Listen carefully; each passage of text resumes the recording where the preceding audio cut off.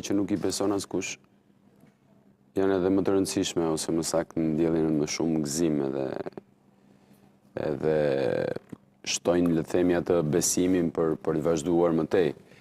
Vjen keq që ndeshin që pam nga afër në stadium nuk arritën do të shënonin një gol, sepse do ishin pozita shumë më të mira dhe do I kishin, le të themi, praktikisht vendin e dytë sigurt, pra play-offin sigurt, por fitoria e deshme në Göteborg tregoi që Kosova me të vërtet, le të themi, synon apo e ka grupin për të synuar për të shkuar në play-off.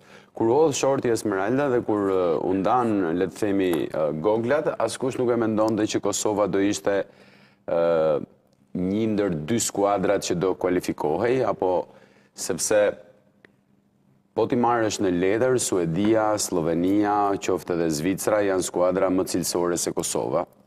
Domethënë po të flasim me këmbë në tokë. Pastaj nëse do të bëhemi euforik, mund të themi që Kosova mund të shpallet edhe. Ti mos fol shumë me këmbë në tokë se të kanë shpallur tradhtar. S'ka problem. Nuk ka problem. Po shumë kush se ne harrojmë në moment. Shumë kush nga ata që mund të shpallur mua tradhtar, kanë përshtypjen që se ka besuar vetë që do. Jo, po mund të thuash diçka. Shumë nga ata që mund ta kenë cilësuar të tradhtar kanë qenë ata të parë që I kanë sharë me familje futbollistët në momentin kur Mana humbi penalltin me Serbinë. Apo kur kërkonin shkarkimin e trajnerit Silvinja. Për te kësaj, nuk jemi këtu për mua dhe është pjesë e ime gros. Ka kërëndësi, nuk ka gjë se ne jemi mësuar me këto. Tani kur u bërë Granit Xhaka tradhtar, pse u bërë edhe ti pak nuk u prish puna. Gjithsesi. Ne shuhemi faktikisht për njerëz me, do të thënë, nuk e njohim tradhtim vetvete, po pavarësisht se kemi qenë nga 1400 në histori, por gjithsesi. Po thoja që Kosova luajti mirë mbrëm ndeshjen me Suedin, pjesën e parë meritoi deri diku për të shkuar edhe në një avantazh të dyfisht, por pas pjesën e dytë bëri atë murin I cili duhej bër, sepse të luash kundër Suedis, sidomos sotje.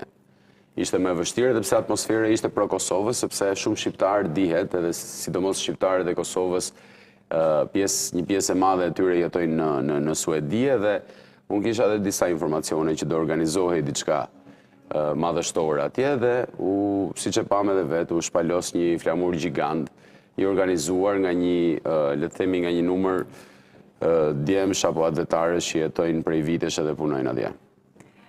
Mirë, Enrico, ne pam Kosovën me Sloveninë, nuk ishte një performancë shumë e mirë, deri diku ndoshta tani edhe për fajt të trajnerit, sepse shumë Aslani në futi shumë vonë, ndrimet I bëri shumë vonë, por nuk duhet në nënvecuar dhe Slovenia, arriti të ndalë dhe Zvicrën ditën e djeshme.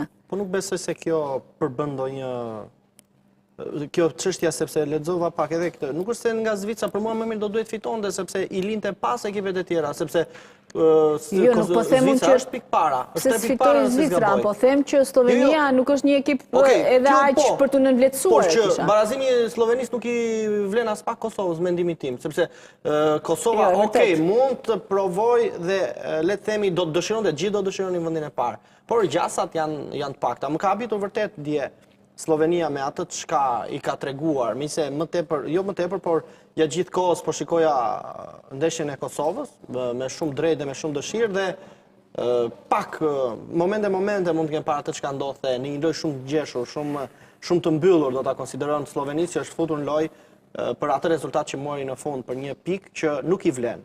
Dhe unë do të dëshiroja që Zvicra të fitonte, ta mposhte qoftë edhe me një rezultat minimal Sloveni, në mënyrë që të krijonte atë hendekun, të rritë hendekun mes Kosovës, Slovenisë dhe Suedisë. Gjithsesi, për qëndruar te Kosova, unë Esmeralda nuk mendoj se është momenti që t'i kthehemi asaj ndeshje, të Kosovë ndje Sloveni, sepse realisht me atë që ka bërë mbrëmjen e shkuar, tekniku Franco Foda ka treguar një nivel të lartë, profesionalizëm. Dhe më vjen mirë që nuk ka asnjë futbollist më t'i dalë kundra të revoltohet, të paktën në syrin e medias dhe në thashë theme do t'i quajon mediatike. E ke parë, sepse këtu ne kemi raportuar shumë herë për pakënaqësi të lojtarëve të individëve që s'duat përmend emra. Ndërkohë ne shohim që Zhegrova futet në minutën e 70. Ndeshjen e parë luajti vetëm 3 apo 4 minuta.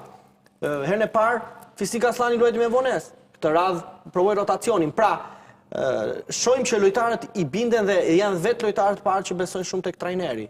Kështu që kur vetë futbollistët besojnë, drejtuesit edhe të gjithë ata që janë pranë ekipit, besoj që tifozët analist, gazetar duhet të qëndroj një hap pas. Dhe diçka tjetër.